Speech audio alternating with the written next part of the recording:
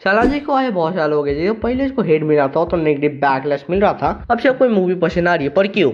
इससे पहले तुम्हें जाननी होगी शलार की स्टोरी। अब शलार की स्टोरी है ट्रेन टाइप के बीच मन्नार, छोड़िएगा कन्यार, जिसमें से छोड़िएगा जो सबसे पावरफुल है इन तीनों से, इसके नीचे आता है मन्नार और इसके बाद गनियार। अब क्या था इन तीनों की कहानी?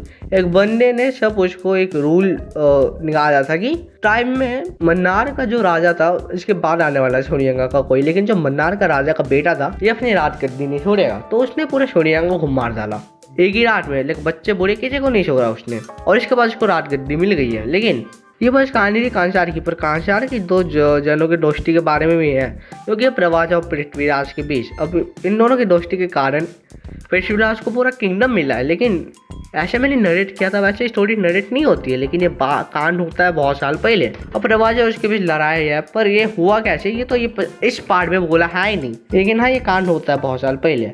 और हाँ ये मूवी का बैकड्रॉप सेम है केजे की तरह। जैसे केजे में कोला गोल्ड फील्ड था एक जगह जो वर्ल्ड से डिस्कनेक्टेड और सब 2 नंबरी काम होता है, और सेम सिनेमेटोग्राफी लाइक इतना डार्क है कि बैटमैन की जैसे बैटमैन की पिक्चर होती है कुछ दिखता है ही नहीं कुछ। और हाँ जो उसका एडिटिंग का स्टाइल है, इंटर कट और हर 2 सेकंड में कट। हाँ जो केजीएफ से जो सिमिलैरिटी थी तो लोगों को लगा था कि केजीएफ की यूनिवर्स से कनेक्टेड होगा एंड लोग गए थे उसको देखने कि केजीएफ का कोई पार्ट होगा, लेकिन था नहीं, इसलिए लोग ज़्यादा डिसअपॉइंटेड थे। अब अगर मैं बताऊँ तो हाँ लाइक कुछ बैकड्रॉप सेम है जैसे कि मैंने बोला है, इस कारण लोग गए थे। अब अगर इसको पहले अगर ऐसे नज़रिए से देखा जाता कि एक स्टैंड लोन पिक्चर है जो कि कनेक्टेड नहीं है कि केजीएफ की फ्रेंचाइज और सलार की फ्रेंचाइज है, मतलब एक पार्ट में नहीं है सलार। ऑब्वियसली लास्ट में जो हुआ है वो अगर इसको अलग पॉइंट ऑफ व्यू से देखते तो ज़्यादा हिट नहीं मिलती इसको पहले, है ना। बहुत सारी सिमिलैरिटी में एक और आता है कि इन दोनों में बहुत सारे कैरेक्टर हैं, उन कैरेक्टर के नाम को एक ही साथ बोला जाता है जो कि तुम भूल जाते हो आफ्टर सम टाइम, एंड तुम लोगों के चेहरे देख के याद रखते हो कि कौन क्या है और कौन नहीं है। लेकिन जो non linear story telling news होता है जो पहले हाफ में होता है, कहानी है देवा की, एक्चुअल में देवा की कहानी है जो कुछ नहीं कर सकता, लेकिन सेकंड हाफ कहानी को सलार की। अगर कंफ्यूज हो गया तो ये दोनों है प्रभास, देवा एक नॉर्मल पर्सन और सलार एक असासिन है जो हाँ जी तो पर्सनल की डायरेक्टोरियल फिल्म KG1 थी से पहले पूरा कंप्लीट लगता है, लेकिन सलार लगता है कि फाउंडेशन है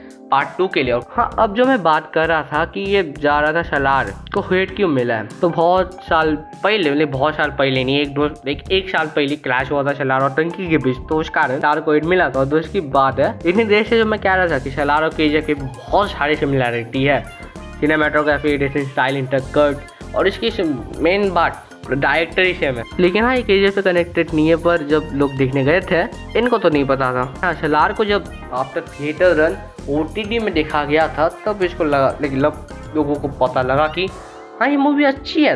देखिए केजीएफ से अलग है लेकिन हाँ अच्छी है movie, as a stand alone picture को देखना चाहिए था, लेकिन लोगों ने नहीं दिखा था एट द बैक वाले टाइम। एक्चुअली मैं बताऊँ तो सलार और केजीएफ में एक डिफरेंट पॉइंट है कि रॉकी का तुम्हें पता होगा कि एंट्री सीन है, ठीक है, तुम्हें याद होगा, ठीक है, हेलीकॉप्टर वाला है बहुत सारे। लेकिन सलार में तुम प्रवास के बारे में सोचो, कोई एंट्री सीन तुम्हें याद है?